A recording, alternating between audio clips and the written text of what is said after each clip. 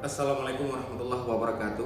Sobat Desa, kali ini saya akan coba menjelaskan cara pengisian form tahapan perencanaan desa tahun 2021 sesuai Memo Koordinator Nasional TPP P3MD Pusat tanggal 29 September tahun 2020 tentang pemantauan tahapan perencanaan RPJM Desa, RKP Desa, partisipasi masyarakat dan rancangan RKP Desa tahun 2021 untuk melaporkan 5 form data progres tahapan perencanaan pembangunan desa pada setiap minggunya. Yang pertama adalah form 1, yaitu tahapan penyusunan RPJM Desa. Yang kedua adalah form 2A, yaitu tingkat partisipasi masyarakat dalam penyusunan RPJM Desa. Yang ketiga adalah form 2B, tingkat partisipasi masyarakat dalam penyusunan RKP Desa. Yang keempat adalah form 3 tentang tahapan penyusunan RKP Desa. Terakhir adalah yang kelima adalah form 4, yaitu rancangan RKP Desa. Nah, Sobat Desa, sekarang kita akan coba membahas cara pengisian form-form tersebut.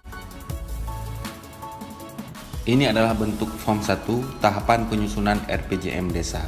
Di form ini ada 30 kolom yang harus diinput datanya.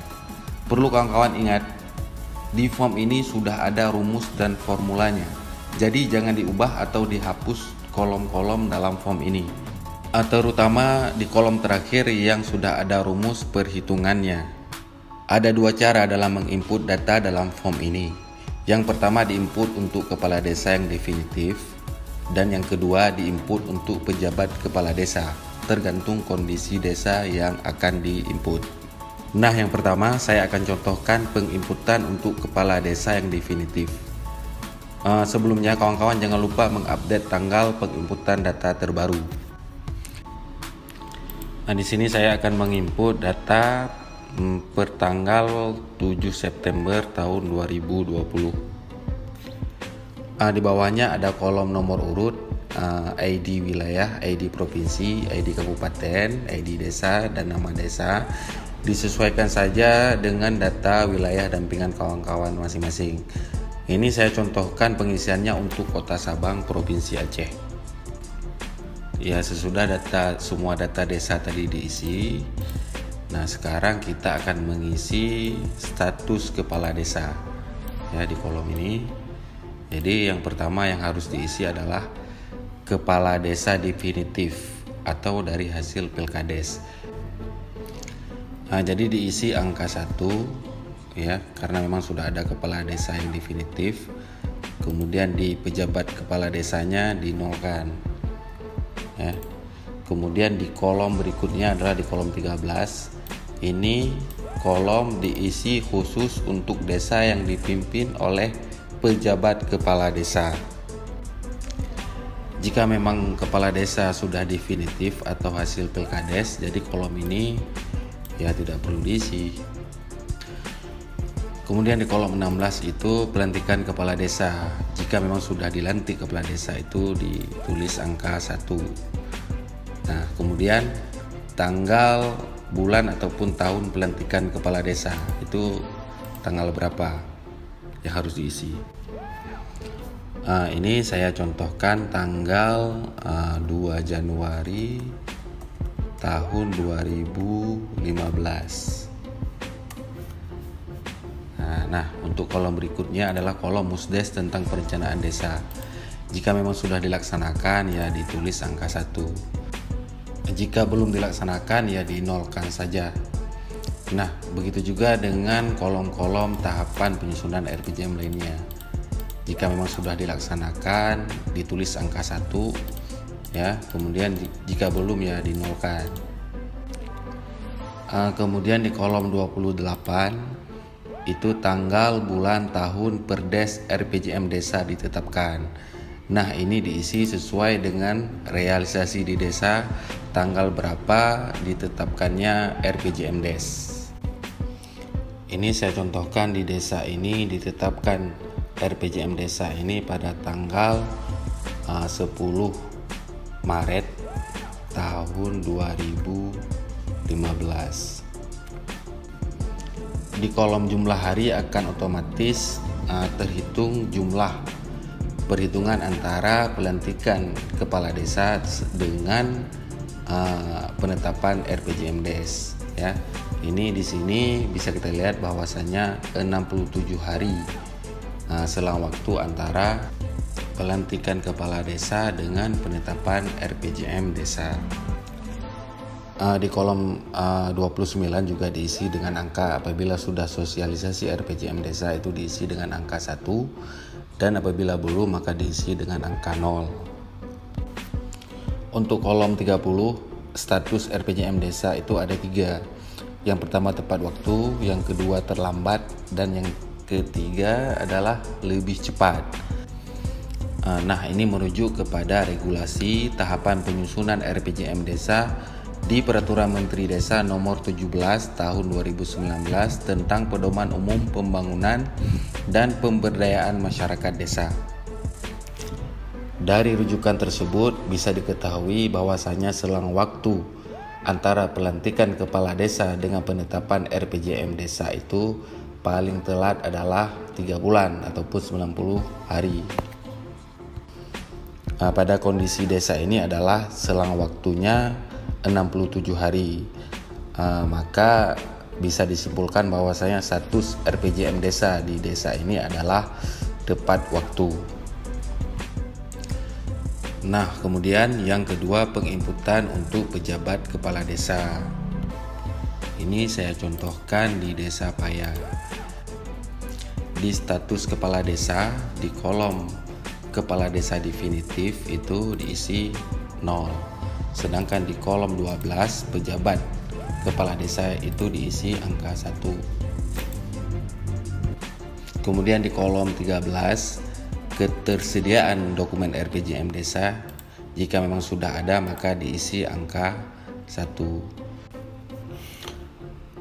Nah, dan di kolom 14 di nomor Perdes RPJM Des dan tanggal penetapan RPJM Des itu diisi nomornya. Misalkan ini contohnya nomor 1 strip tanggal 10 April tahun 2015. Kemudian di kolom 15 masa berlaku Perdes RPJM desa ini, yaitu perlu kawan-kawan ketahui bahwasanya RPJM desa ini berlaku selama 6 tahun. Jadi di sini dari tahun 2015 sampai dengan tahun 2021. Kemudian di kolom pelantikan kepala desa bahwasanya sudah pernah dilantik kepala desanya itu diisi dengan angka 1.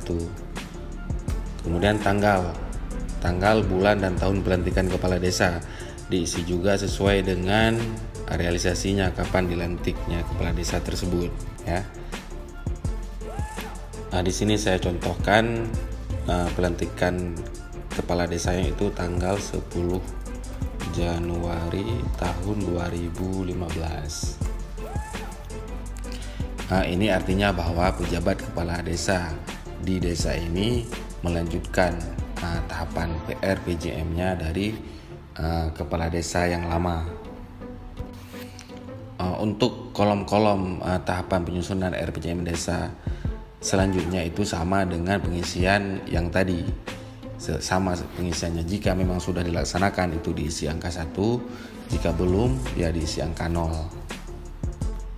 Kemudian di kolom 28 itu tanggal penetapan RPJM desa itu harus sama dengan kolom 14 tanggal penetapan RPJM desa. Di sini kita isi adalah sama dengan kolom 14 tanggal 10 April tahun 2015. Dapat diketahui jumlah harinya ataupun durasi antara pelantikan kepala desa dengan penetapan RPJM desa itu selama 90 hari.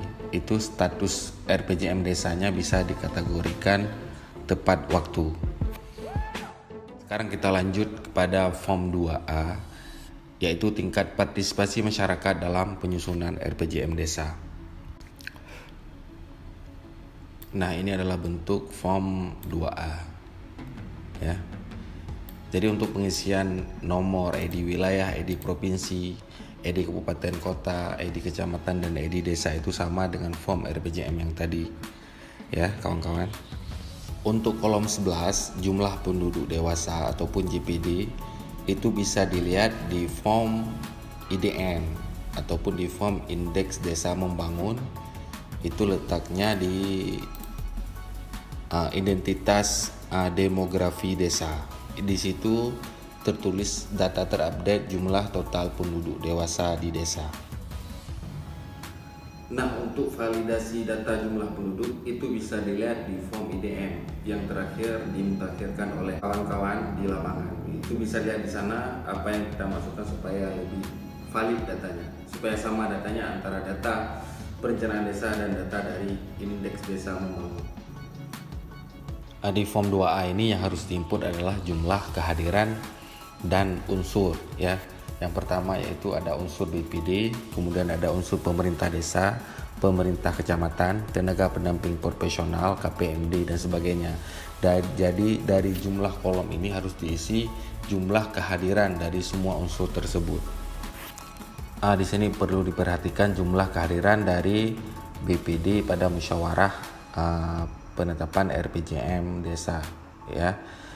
Artinya jumlah BPD yang hadir di sini optimalnya itu adalah berjumlah yang ganjil 7 ataupun 11 orang ya, supaya mendapat keputusan yang valid di musyawarah tersebut.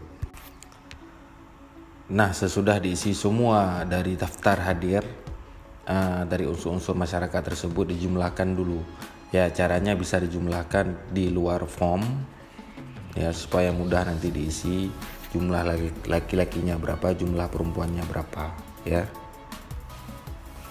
Nah, di sini saya contohkan jumlah dari total kehadiran dari unsur semua masyarakat ini adalah 76 orang. Kemudian dibagi lagi jumlah yang laki-laki berapa, yang jumlah perempuan berapa. Jumlah kehadiran dari unsur masyarakat ini dapat dilihat dari berita acara daftar hadir pada saat diadakan musyawarah penetapan RPJM desa tersebut. Jadi jumlah laki-lakinya berapa, jumlah dari perempuannya berapa. Nah, pada kondisi desa ini bisa kita lihat bahwasanya jumlah total tadi dari semua unsur itu 76, dari laki-laki 50 orang, dari perempuan 26 orang. Ya, jadi total peserta yang hadir pada musyawarah RPJM desa ini adalah 76 orang. Nah, sobat desa, demikianlah cara pengisian form 2A tingkat partisipasi masyarakat dalam penyusunan RPJM desa ya. Kemudian adalah form 2B yaitu tingkat partisipasi masyarakat dalam penyusunan RKP desa. Untuk input data form 2B itu hampir sama dengan pengisian form 2A. Yang membedakannya adalah form 2B tingkat partisipasi masyarakat dalam penyusunan RKP desa, sedangkan di form 2A untuk mendata tingkat partisipasi masyarakat dalam penyusunan RPJM desa. Saya rasa mudah dipahami untuk pengisian form 2B ini ya. Demikian, kita lanjut kemudian ke form 3. Yang keempat adalah form 3 tentang tahapan penyusunan RKP desa. Form 3 ini adalah tentang tahapan penyusunan RKP desa ya. Jadi untuk menginput data di form 3 ini, kita yang pertama harus tahu dulu tahapan penyusunan RKP desa ya.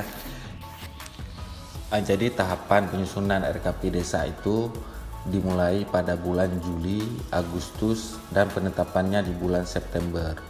Ya, ini sesuai dengan regulasi dari Permendesa nomor 17 tahun 2019 tentang pedoman umum pembangunan dan pemberdayaan masyarakat desa.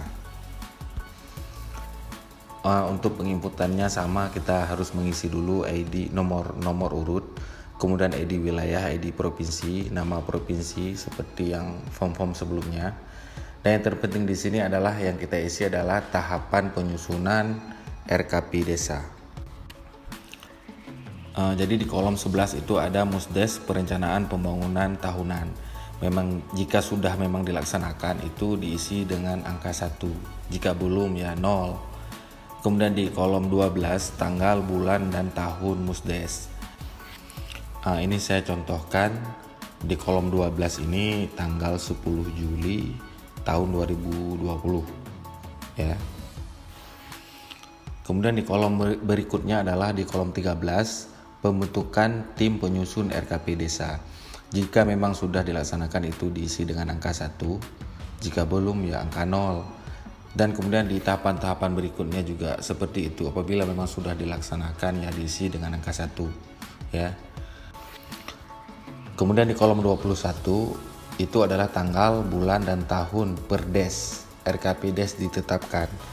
Nah, ini harus diisi sesuai dengan realisasi di tahun ini, tahun berjalan untuk RKP des yang akan dilaksanakan di tahun 2021.